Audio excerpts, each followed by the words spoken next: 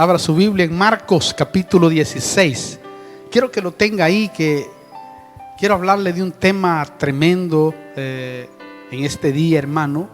Quiero que abordemos un tema teológico que enseña a Dios a través de su palabra, a través de la Biblia. Quiero hablarle de las puertas a otra dimensión. Yo creo que, hermano, es tremendo este tema. Quiero hablarle de eso porque quiero que mire usted la profundidad de lo que es nuestro Dios. Eso sí, quiero que sepa que la tierra en sus principios posiblemente solo era tierra. Yo lo veo de esa manera, ¿verdad? Porque la Biblia dice que la tierra era el estrado de los pies del Señor. O quizás era tierra y agua, pero bueno, me imagino que ha de haber habido agua, pero yo creo que en algún principio era todo tierra, en cierta manera. Digo esto por lo que dice Apocalipsis, ¿no? Y el mar ya no existía en el final. También el mar ya no va a existir, sino es como que va a haber tierra 100%. Bueno, pero si había mar o no había mar, no hay ningún problema. Y si va a haber mar en el final también, no hay ningún problema. Pero la Biblia dice en el capítulo 21 que el mar ya no existía. Bueno, pero no le quiero hablar de la placenta de la tierra. Por lo tanto, podemos ver que al ver solo tierra, en sus principios, no había puertas a otra dimensión, ni prisiones, porque no había necesidad de ponerlas en medio de la tierra. O sea, ¿para qué se iban a hacer prisiones y lugares intermedios si no había ningún problema ni había necesidad? Es decir, no había huestes o seres revelados en oposición a Dios en ese principio. Porque Dios tuvo que tener un principio en donde Él estuvo solo. Y después, hermano, empezó a criar.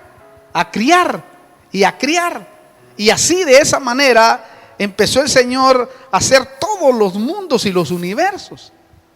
Y empezó hasta el día de hoy, dice Apocalipsis, que todos los días cría algo nuevo el Señor. Imagínense la extensión que hay en ese universo infinito. Lo tremendo es que cuando Lucifer, que significa el reluciente, brillante, portador de luz, cayó, se unió a seres de maldad de alto rango y engañó a la tercera parte de los ángeles, que vemos y que la vemos revelada contra Dios. Y vemos cómo, hermano querido, la Biblia lo registra, y es impresionante cuando usted lee esas porciones de la palabra, porque imagínese que los ángeles contemplaban la gloria de Dios. No era que eran ángeles, hermano, de una estirpe como nosotros, que somos más bienaventurados porque sin haberlo visto creemos en Él. Sin embargo, estos ángeles, hermano, vivían en una gloria impresionante, pero que se hayan revelado contra Dios es algo que a mí siempre me ha impactado. Porque digo yo, imagínese usted que viera la gloria de Dios, el poder de Dios manifiesto en tu persona constantemente, como lo es en los ángeles, hermano, que de seguro hay un poder en ellos. Imagínense. Entonces la rebelión hizo que Dios preparara una prisión llamada el Hades o el Seol, porque uno es en griego y en hebreo. El Hades y el Seol son no son dos cosas distintas, son las mismas. También el Señor hizo otros lugares que en otro estudio lo veremos en el próximo, ¿verdad? En donde puso en cadena de oscuridad a otros ángeles y seres tremendos que también se rebelaron, y que la Biblia nos habla en el Apocalipsis que están metidos en prisiones allá. Ya le voy a tocar alguno de ellos, pero en el abismo, por ejemplo, hay demonios terribles. El Apocalipsis capítulo del 6 en adelante, en el 9 más específicamente tal vez, ahí dice, hermano, y habla de esta estirpe tremenda que está en el abismo y que van a salir para la tribulación. Ahora, lo que me impacta para ir confirmando lo que le quiero transmitir, porque no quiero hablarle de esos lugares, le hablaré después, es lo que el Señor le dijo a Pedro. Cuando Pedro recibió una revelación tremenda del Padre, hermano, aunque quizás ni siquiera la comprendía en ese momento, pero quiero que lo leamos para que entendamos. Ahí en Mateo 16, versículo 15 al 18, dice, Él le dijo, vosotros, ¿quién decís que soy yo? Le preguntaba el Señor a los discípulos. Respondiendo Simón Pedro dijo, tú eres el Cristo, el Hijo del Dios viviente. Y Jesús respondió y le dijo, bienaventurado eres Simón, oiga, hijo de Jonás, porque esto no te lo reveló carne ni sangre, sino mi Padre que está en los cielos. Pero lo que me interesa, porque ahí en esos versículos hay algo profundo, pero lo que me interesa es el versículo 18. Yo también te digo que tú eres Pedro, y sobre esta roca edificaré mi iglesia.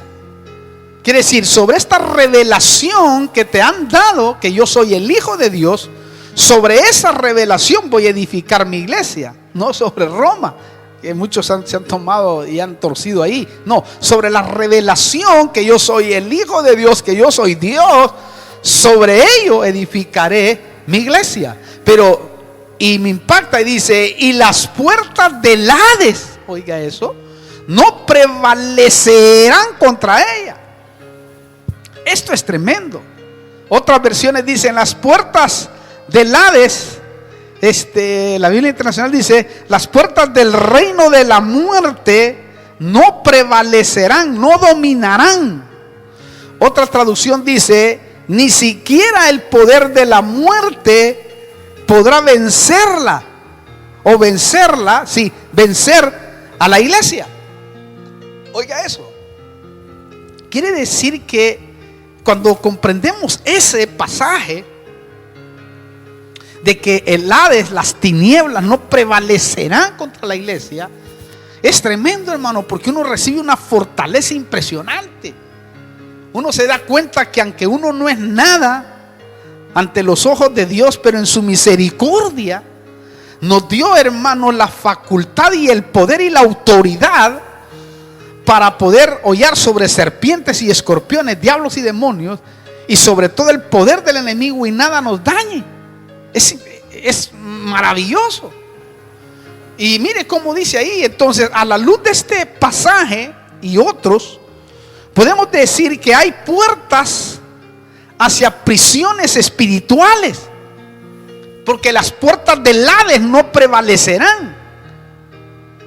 ¿Oyó eso? Por ejemplo, Judas dice así, que solo tiene un capítulo, el apóstol Judas, no el Iscariote, sino este era el hermano del Señor. Dice así el versículo 6: y a los ángeles que no conservaron su señoría original, sino que abandonaron su morada legítima, los ha guardado en prisiones, oiga, eternas, bajo tinieblas, para el juicio del gran día. O sea que ahí los van a sacar de ese lugar. Después hablaremos en detalle de eso, pero si usted nota, el pecado de estos ángeles ha de haber sido tenaz para que los guardaran allí. ¿Cómo fue que pecaron? Ahora, los lugares intermedios y prisiones están en medio de la tierra para recibir espíritus y para recibir almas, porque para allá van unos, a menos que se lo lleve vivo, como Enoc y Elías, que se los llevó vivos hacia otro lugar, ya del espacio, ¿no?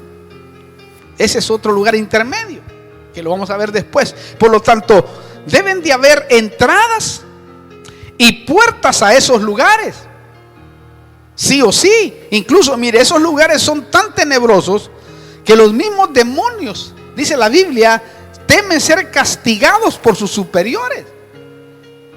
Por eso, hermano, cuando Jesús liberó al gadareno, los demonios decían: no nos mandes al abismo, no nos mandes ahí, Lucas 8 del 30 al 31 lo puede ver usted. No nos mandes ahí porque tenían terror de ir ahí a ser atormentados por otros demonios más terribles que ellos. Entonces, eso nos muestra que el abismo es espantoso.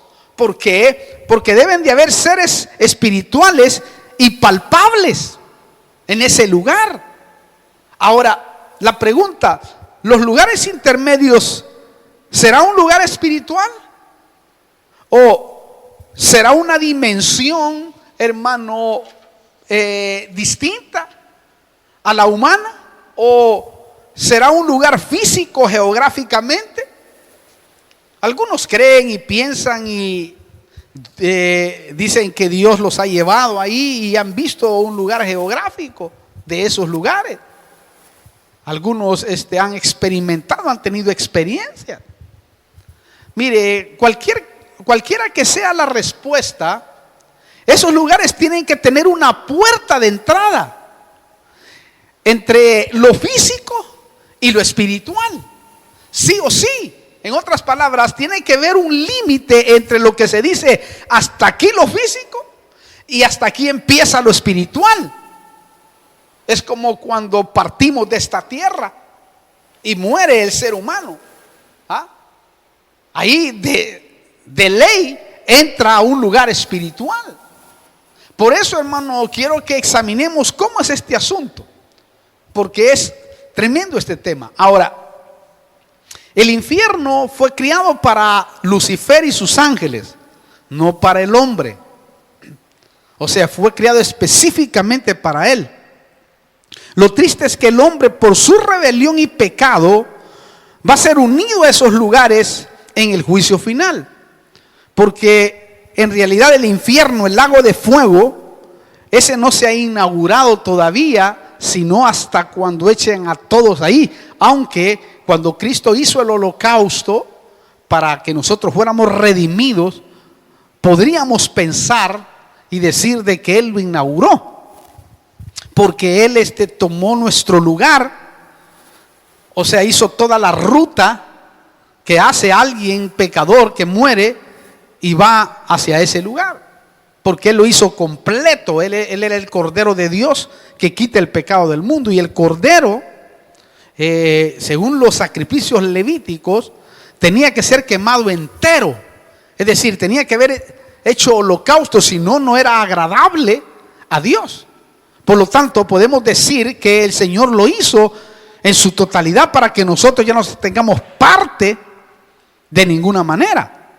Lo tremendo es que el Hades y otros lugares intermedios es el prototipo del infierno que muchos han tenido la experiencia de ir y han salido. Claro, otros no. Otros se quedan directamente ahí o los echan bajo juicio directamente ahí, ya lo vamos a ver. Pero, hermano querido, podemos ver que en el Hades y en otros lugares hay sufrimiento de fuego, pero no el total como el lago de fuego, como el infierno total, ¿verdad? En donde dice que, hermano, el Señor mismo habló de ello, donde el gusano no muere y etcétera, ¿no? También hay ejemplos bíblicos que podemos ver de gente que fue llevada hasta ahí. Por ejemplo, Jonás. Quiero que vayamos a Jonás, que Jonás nos da luz tremendo. Quiero que lo miremos, porque lo metieron en una puerta a Jonás. Dice así, se lo leo yo, léalo en la pantalla. Entonces oró Jonás al Señor su Dios desde el vientre del pez y dijo, desde el vientre del monstruo, yo creo, dice otra versión, mucho mejor, creo que es la mejor versión. Y dijo, en mi angustia clamé al Señor y Él me respondió desde el seno del Seol. Oiga, pedí auxilio y tú escuchaste mi voz, pues me habías echado a lo profundo en el corazón de los mares, oiga, y la corriente me envolvió. Todas, oiga, tus encrespadas olas y tus ondas pasaron sobre mí. Entonces dije, he sido expulsado delante de tus ojos. Sin embargo, volveré a mirar hacia tu santo templo. Ahí se acordó que había culto, mire. Ahí se acordó que había templo. Como muchos cuando lleguen por ahí se van a acordar que el templo estaba abierto el sábado, el martes, el jueves, el domingo. Me rodearon las aguas hasta el alma, oiga, y el gran abismo me envolvió. Las algas se enredaron a mi cabeza. Descendí hasta las raíces, oiga esto por favor, hasta las raíces de los montes de la tierra con sus cerrojos. Me ponía cerco para siempre, oiga eso. Repito, la tierra con sus cerrojos me ponía cerco para siempre, pero tú sacaste de la fosa mi vida, oh Señor Dios mío. Oiga, qué tremendo, hermano. La experiencia, Jonás lo metieron hasta la región de los muertos, o sea, hasta el Hades o hasta el Seol. Y ahí sí, hermano, se acordó que había que orar, porque parecía que no oraba Jonás, porque la Biblia dice que ahí empezó. Imagínense, hermano, lo tremendo que ha de haber sido eso. También dice que el gran abismo lo envolvió y hasta la raíz de la tierra con sus cerrojos lo encarceló. Y desde ahí, hermano, se arrepintió. Claro, este salió porque era un hijo. Pero el que se va, porque la Biblia dice que el que va al Seol no puede volver, hermano. Ya le voy a mostrar el pasaje. Lo bello es que tuvo la dicha este tremendo varón y la bienaventuranza que las puertas del Hades no prevalecieron contra este ministro. Oiga, las puertas del Hades no prevalecieron, claro, por la misericordia de Dios. Este era un ministro elegido, predestinado, porque tenía que ir a Nínive sí o sí. O sea, tenía que ir a cumplir la misión. Tremendo. Mire, esto nos muestra que la misericordia de Dios está sobre nuestras vidas y por eso las puertas del Hades no prevalecen. ¿Oyó eso? Y eso es tremendo entenderlo, comprenderlo. O sea que Satanás está derrotado aunque quiere hacernos la vida imposible, hermano. Y a veces lo consigue. A veces te derriba, pero jamás podrá destruirte. Pero en el nombre de Jesús te debe levantarse. También esta experiencia de Jonás nos muestra que en el mar hay puertas para el Seol y el abismo. Porque el mar es tremendo. Por eso cuando el Señor le preguntaba a Job, ¿verdad? También le enseñaba al mismo tiempo las diferentes puertas que hay hacia estos lugares. Veamos Job, capítulo 38, versículo 16 al 17. Dice, has entrado hasta la fuente del mar. Oiga. No, le pregunta, ¿has entrado hasta la fuente del mar o andado en las profundidades del abismo? Te han sido reveladas las puertas de la muerte, o has visto las puertas de la densa oscuridad. Wow, oiga eso. Hay puertas que a veces en los sueños no hemos experimentado cosas tenaces. Pero note usted, hermano, esto es tremendo porque nos arroja mucha revelación. Revelación que al hombre se le hace difícil entender. Se le hace difícil comprender y explorar. Explorar porque el hombre ha ido a la luna, pero nunca ha podido llegar a las profundidades del mar. Jamás ha podido y lo han intentado. Usted sabe que cuando el hombre ha querido explorar el mar, los satélites dejan de funcionar por el magnetismo que hay en ciertos lugares. Ahí se dejan de funcionar y ¡pum! Los mejores. Lo impresionante es que parece casualidad, pero hay lugares como el Triángulo de las Bermudas, por ejemplo, y el Mar del Diablo, que se le llama, donde sucede eso. Hay un magnetismo, aviones han desaparecido, barcos han desaparecido. cuando han pasado por esos lugares. Y vivos, hermano, son puertas. Hay como 7 en el mundo, donde todos los que han entrado por ahí no han salido. Entonces podemos decir que hay puertas por el lado físico para entrar a las puertas del lado espiritual. Tiene que ser así. Incluso, mire, podríamos decir que los que practican la brujería tienen que tener un contacto, una puerta para entrar al mundo espiritual. Por eso es que usan objetos, como por ejemplo agujas, fotos, brebajes, muñecos, a veces hasta tierra, a veces los engaños de los que salen, ¿verdad? Que lleve orina, que lleve no sé qué, que lleve no sé cuánto, para obtener una puerta. Y a veces incluso hasta la sal. Claro, todo eso es una imitación. ¿Por qué? Porque por el lado positivo, nosotros usamos puertas para que la gente reciba la bendición o sea, que la bendición del camino de la luz. ¿Por qué le digo esto? Porque primero presentamos a Jesús. Y la Biblia dice que Jesús es la puerta principal. Se lo voy a leer para que vea.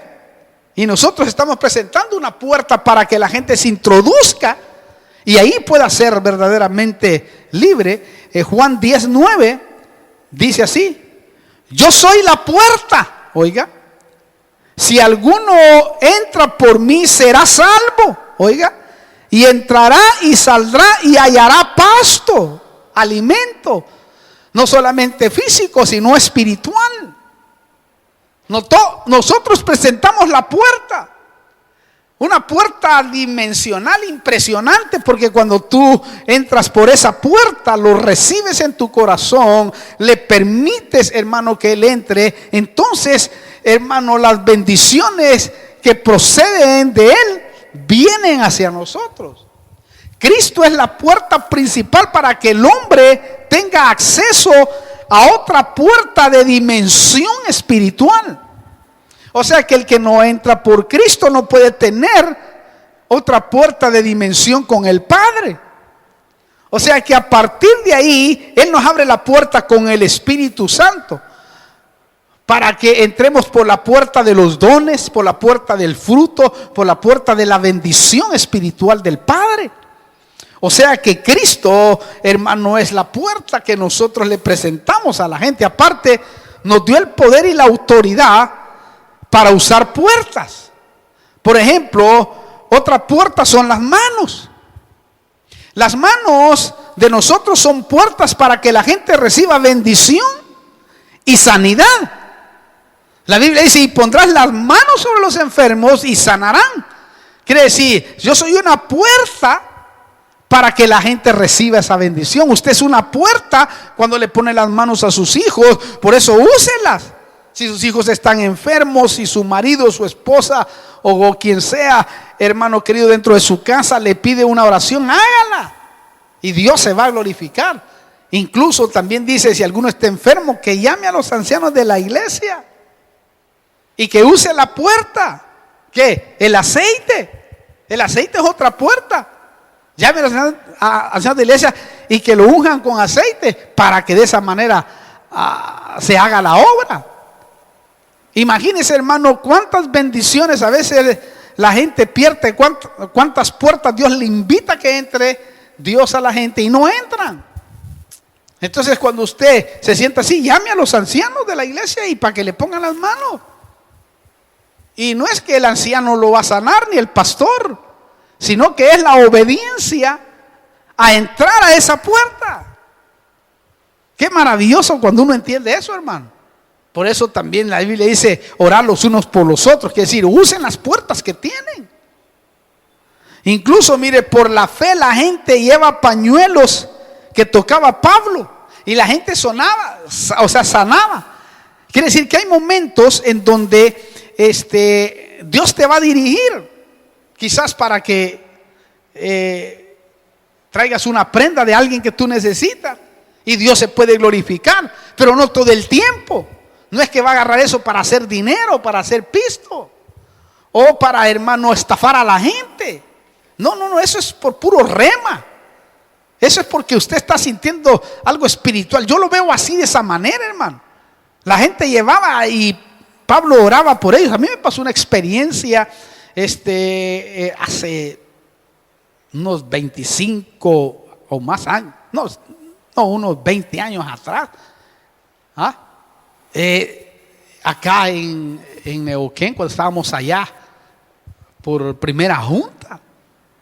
Llegó un hermano del hospital, su hija estaba paralítica, le había caído una parálisis, hermano. Y él sintió en el nombre de Jesús llevar la ropa de la niña y él le dijo al Espíritu Santo que cuando oráramos juntos, Dios la iba a sanar a la niña. Eso es por rema, o sea, está diciendo dirigido por Dios. Y recuerdo exactamente, hermano, que el varón llegó, ¿verdad?, a mi oficina, y cuando estábamos ahí, hermano, en ese lugar, le dije, mira, ¿estás seguro, varón? Sí, me dijo, estoy seguro que el Señor me dijo, así me dijo con esas palabras, hermano. El Señor me dijo que si usted y yo poníamos las manos acá en esta ropita, cuando yo se la ponga, la niña se va a levantar y va a caminar. Entonces, mira, le digo, por la fe, yo me uno a tu fe. Si tú crees y tienes la convicción, por eso es que el Señor decía, por tu fe se ha hecho el milagro. Yo me uno a esa fe y conforme a esa fe, Dios se glorifica. Y recuerdo, hermano, que le pongo las manos con este varón, ¿verdad? Tocado el hermano, yo tocado también, ¿verdad? Creyendo en esa experiencia, tocamos los dos juntos y después se fue el hermano. Que fue un día jueves, culto de oración. Y de seguro, hermano, el sábado venía el hermano. Venía con una niña caminando para la gloria de Dios. Cuando la niña me vio, estaba adelante. La niña empezó a correr, hermano. Y porque el papá le dijo, oramos con ese pastor, fue que oramos, mira. Y ella vino y me abraza, pero cuando me abraza, y es tremenda esa experiencia, hermano, se le debilitan los piecitos ahí. Pero en el nombre poderoso de Jesucristo le dije, tú ya estás sana. Hermano, ahí mismo se incorporó y empezó a danzar esa niña, hermano. Mire, todo el culto de adoración y alabanza era impresionante. Y los médicos decían que no iba a volver a caminar. O sea, bajo ese rema, yo creo firmemente que se puede hacer y Dios puede glorificarse. Bueno, la Biblia lo registra bien claro, que ahí en Hechos 19:12 a Pablo oraba y la gente se sanaba, hermano. Pero eran tocados por el Espíritu, es como que sentían la guianza, ¿no? Porque si no, imagínense, hermano, va a tener un ropero acá tremendo. Y eso es lo que ha hecho las religiones falsas y han engañado a la gente, porque hay verdades detrás de todo eso.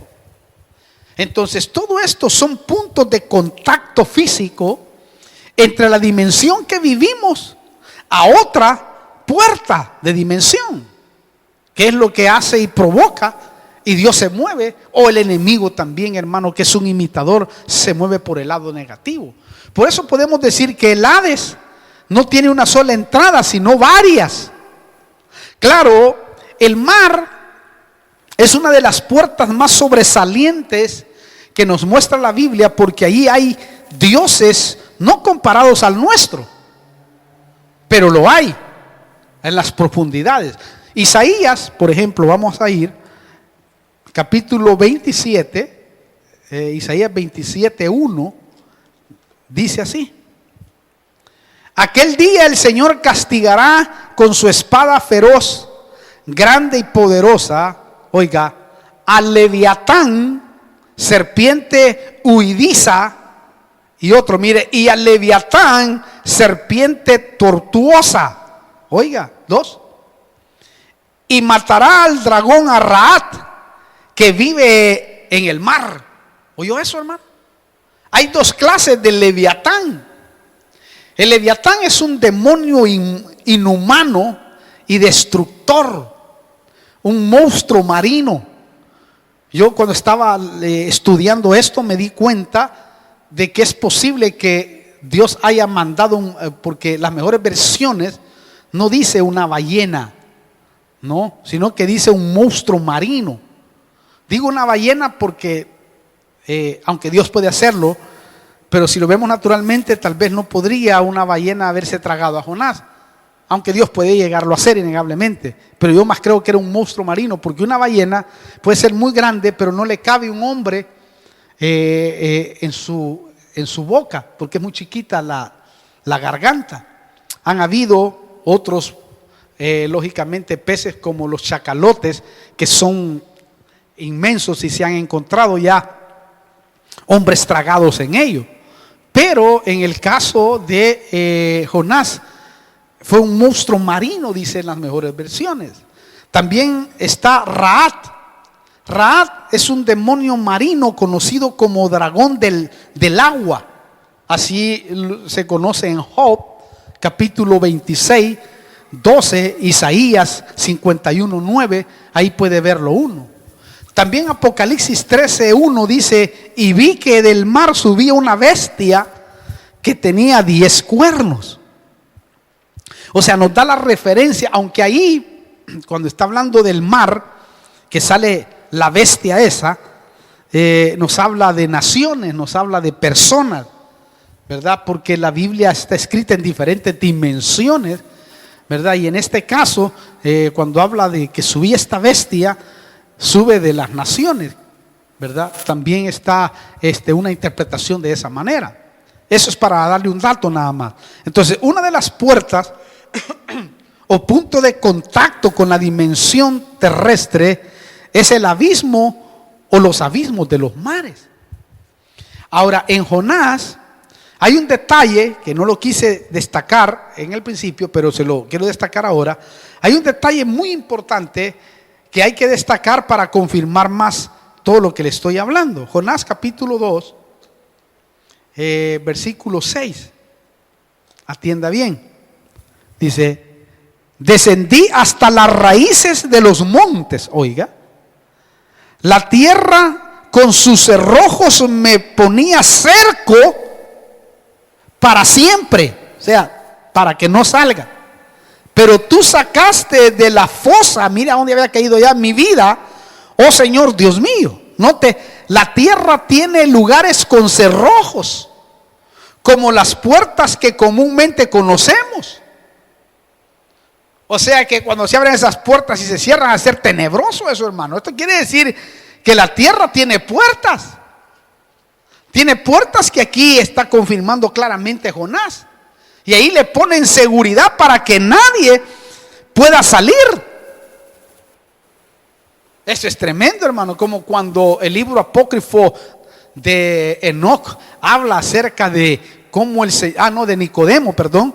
Cómo habla, hermano, cuando iba el Señor bajando hacia las profundidades de la tierra, porque el Señor fue hasta las profundidades de la tierra y le predicó, dice, a los espíritus encarcelados del Antiguo Testamento. Era como que, hermano, a presentarles, ¿verdad?, el evangelio. Imagínense. Y de ahí dice que sacó cautiva la cautividad, o sea, se los llevó presos. Claro, Jonás salió porque era hijo y por la misericordia de Dios fue grande sobre él, la misericordia del Señor. Era un ministro que traía una predestinación.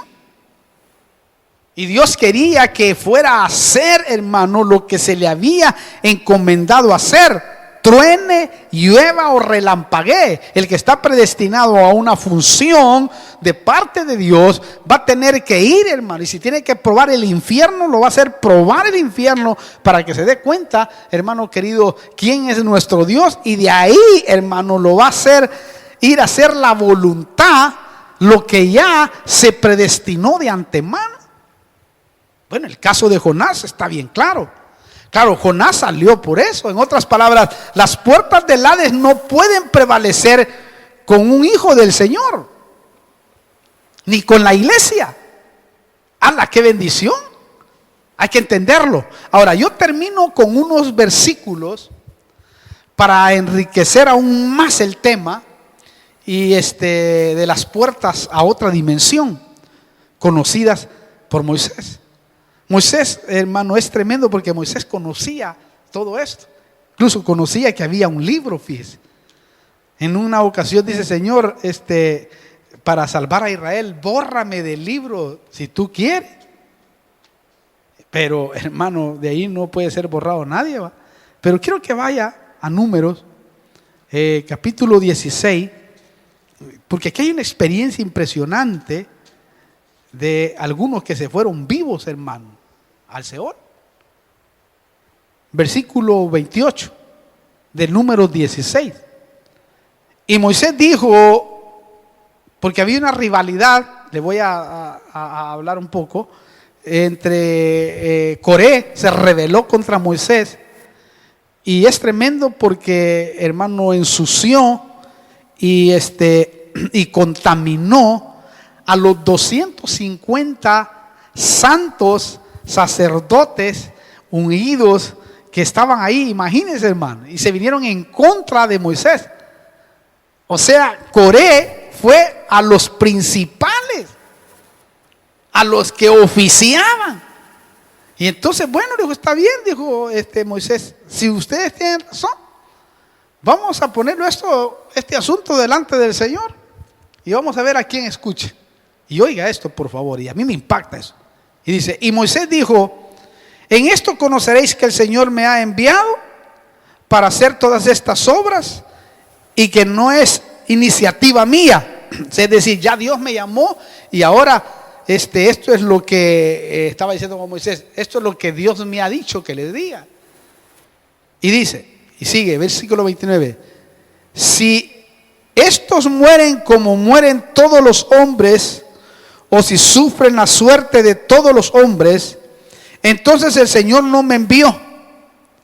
Pero si el Señor hace algo, oiga, enteramente nuevo, y la tierra abre su boca, quiere decir que como que fuera un lugar geográfico, y aquí está hablándolo así, y los traga con todo lo que les pertenece, y descienden vivos al Seol, oiga, entonces sabréis que estos hombres han menospreciado al Señor. Y aconteció que cuando terminó de hablar todas estas palabras, la tierra debajo de ellos se partió, oiga, y esto es tremendo, y la tierra abrió su boca y se los tragó a ellos, a sus casas y a todos los hombres de Coré con todos sus bienes. Ellos y todos, oiga, ellos y todo lo que les pertenecía descendieron vivos al Seol, y la tierra los cubrió y perecieron en medio de la asamblea. Oiga, qué tremendo esto, hermano. Esto es impresionante. ¿Por qué? Porque dice que descendieron vivos al Seol, a otra dimensión, por causa de la rebelión. O sea, muchos no le ponen atención a eso e incluso blasfeman contra una autoridad. Y aquí es tremendo, hermano, porque la rebelión es grave. Y Job 7:9, el último pedacito, dice: así que así el que desciende al Seol no subirá. Lo tremendo y lo impresionante es que las puertas del Hades no prevalecerán contra un hijo. Y Jonás subió. Pero eso nos habla de la soberanía de Dios. En cambio, esto que se rebelaron a ese nivel, hermano querido, mire, vivos se los llevaron con todos sus hijos, con todas las cosas. Oiga eso, ¿cómo ha de haber sido, no? Entrar vivo directo, ni siquiera pasó el estrago, sino que entraron ahí, hermano. ¡Hala!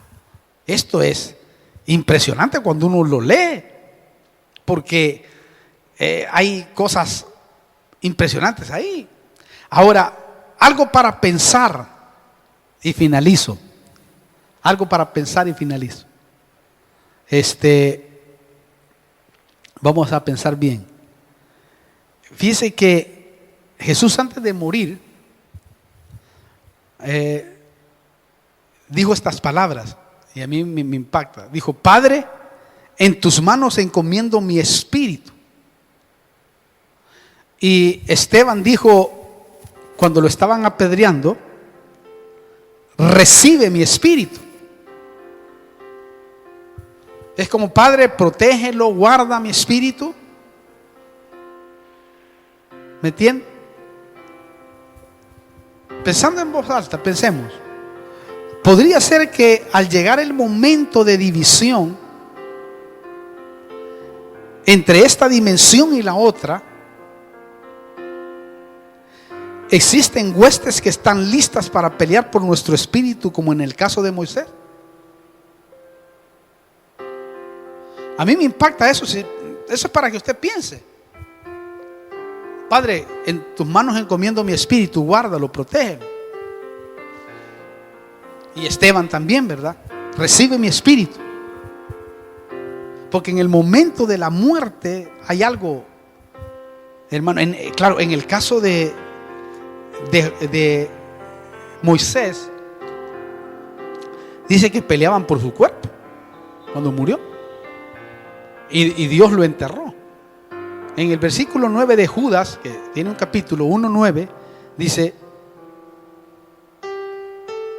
oiga como dice: pero cuando el arcángel Miguel contendía con el diablo y disputaba acerca del cuerpo de Moisés, no se atrevió a proferir juicio de maldición contra él, sino que dijo: que el Señor te reprenda.